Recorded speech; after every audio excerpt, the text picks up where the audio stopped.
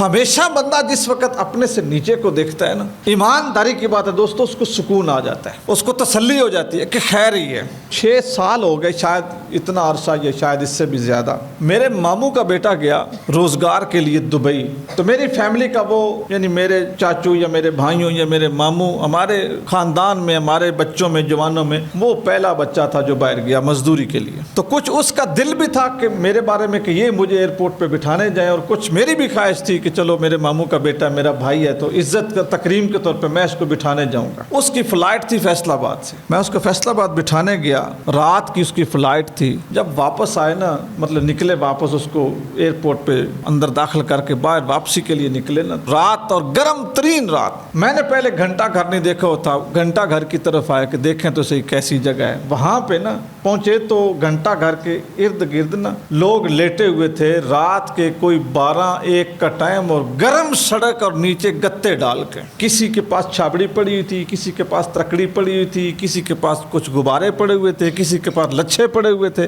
اس طرح کی چیزیں انہوں نے نا اپنے ساتھ رکھی ہوئی، اور بس اپنے ہاتھ کا، اپنے بازو کا سرہانہ بنایا ہوا، اور نیچے گتے ڈال کے نا جو سڑک کی گرمی ہے نا زیادہ نہ لگے، جسم جو ہے نا وہ جل نہ جائے، چونکہ پتھر تھا، اگرچہ رات تھی اور وہ اتنا گرم تو نہیں تھا جس طرح دوپہر کو تھا، لیکن پھر بھی زمین تھی، وہ سوئے ہوئے تھے۔ میں نے نا جب وہاں پہ گھنٹہ گھر دیکھ رہا تھا نا، تو میں نے وہ ان کو دیکھا، اللہ کی قسم ممبر پہ بیٹھ کے اب بھی میرے رونگٹے اس منظر کو دیکھ کے کھڑے ہو گئے۔ میں نے کہا یا مارے، ہمارا تو اے سی بند ہو جائے تو ہم اپنے سر اپنی ٹانگوں میں دیکھ کے رونا شروع کر دیتے ہیں کہ یہ کیا ہو گیا، وہ کیا ہو گیا۔ 10 منٹ کے لیے بجلی چلی جائے تو حکومت کو بد دعائیں شروع کر دیتے ہیں، اور پتہ نہیں کتنی کتنی گالیاں شروع کر دیتے ہیں، اور بے صبرے ہو جاتے ہیں۔ اور یہ کیا ہو رہا ہے؟ کیا یہ انسان نہیں ہے زمین پہ لیٹے ہوئے؟ سارے رستے میں نا یہ چیز میں سوچتا رہا، اور پھر میں نے ادھر گوجرا میں آ کے کئی جگہ دیکھی جہاں پہ جو نا لوگ سردیوں میں جہاں پہ تندور گرم ہوتے ہیں نا اور رات کو بند ہو جاتے ہیں، میں نے کئی لوگ دیکھے جو ڈھول لگا کے نا ساری رات تندور کے ساتھ بیٹھے رہتے ہیں، خود کو گرم رکھتے ہیں اور رات گزار دیتے ہیں، اور کئی ہیں جو تھڑوں پہ رات سو کے گزار دیتے ہیں۔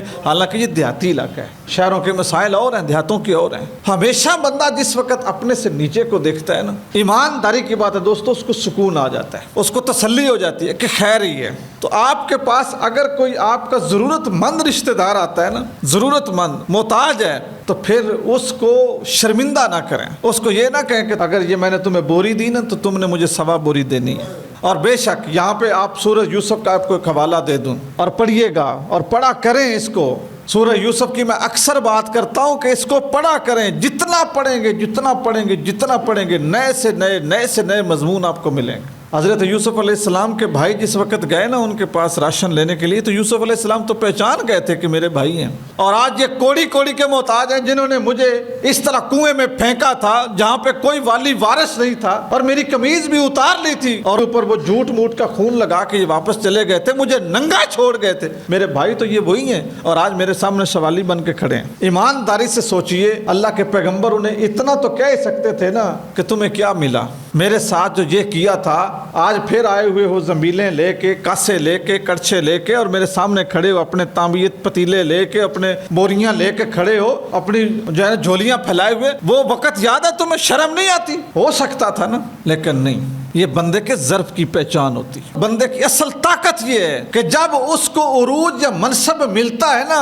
پھر وہ آگے برتاؤ کیا کرتا ہے، کیا پچھلے مینے تانے اور ان کو وہ وقت یاد کرواتا ہے، یا اس کے اوپر مٹی ڈال کے نئی زندگی کی شروعات کرتا ہے۔ یہ انسان کے ظرف کی پہچان ہوتی ہے۔ رسول اللہ صلی اللہ علیہ وسلم پہ مکہ والوں نے کون کون سا ظلم نہیں ڈھایا تھا۔ ہم دیہاتی لوگ ہیں اور بڑی غیرت رکھنے والے لوگ ہیں، اگر کوئی بندہ مجبور ہو کے پنڈ سے نکل جائے نا، برادری سے نکل جائے مجبور ہو کے، گھر سے نکل جائے مجبور ہو کے، تنگ اتنا کیا جائے، الزام کوئی بھی نہ ہو، سچا بھی ہو، ایماندار بھی ہو، خوبصورت بھی ہو، خاندان والا بھی ہو، روب والا بھی ہو، ایماندار، ساری صفتیں موجود ہوں، صرف وہ ان کی رائے کے ساتھ ایگری نہ کرتا ہو، اختلاف کی وجہ سے دشمنی اتنی بڑھ جائے کہ پورا پنڈ اس کو مارنے لگے، پوری برادری قتل کرنے کے لیے آ جائے، ایسے حالات میں اگر کسی کو گاؤں، پنڈ یا علاقہ چھوڑنا پڑے نا، آپ تھوڑا سا یہ تصور کر کے اپنے دل سے پوچھئے نا کہ دل میں کتنے چھید ہوتے ہیں۔ مکہ والوں نے کون سا حربہ نہیں آزمایا تھا تو حضور نے مکہ چھوڑا اور مدینہ شریف چلے گئے۔ مدینے جانے تک کوئی آرام نہیں۔ غار ثور جس میں حضور نے پناہ لی، اس کے اوپر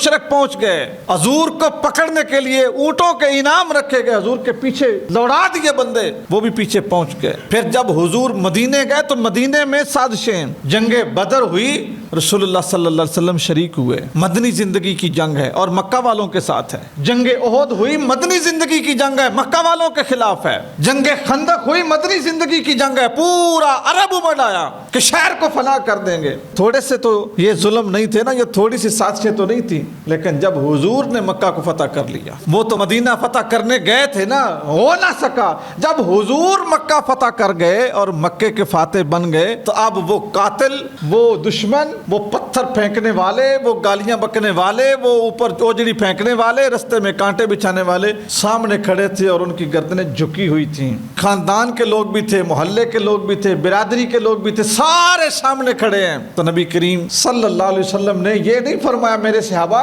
پکڑ لو ہاتھ میں تلواریں اور اپنے سارے رانجے راضی کر لو، انہوں نے ہمیں بگایا، انہوں نے ہمیں مارا، انہوں نے ہمارے اوپر تلواریں چلائیں، نیزے پھینکے، آج کوئی ان کے ساتھ نرمی نہیں کرنی، اڑا کے رکھ دو۔ یہ بات بھی ہو سکتی تھی اور عدل کا تقاضا بھی تھا، یا شاید انصاف بھی ہو جاتا، ساری چیزیں ہو سکتی تھی، لیکن حضور نے نہیں کہا۔ انہوں نے نبی پاک صلی اللہ علیہ وسلم کے سامنے وہ جب کھڑے ہو گئے تو رسول پاک صلی اللہ علیہ وسلم نے فرمایا مکہ والو تم بتاؤ تم مجھ سے کس برتن کی توقع رکھتے ہو۔ اب انہوں نے کیا کہا کہ آپ کریم، آپ کے والد، دادا، خاندان، پورے کا پورا قبیلہ بڑے اعلیٰ لوگ ہیں۔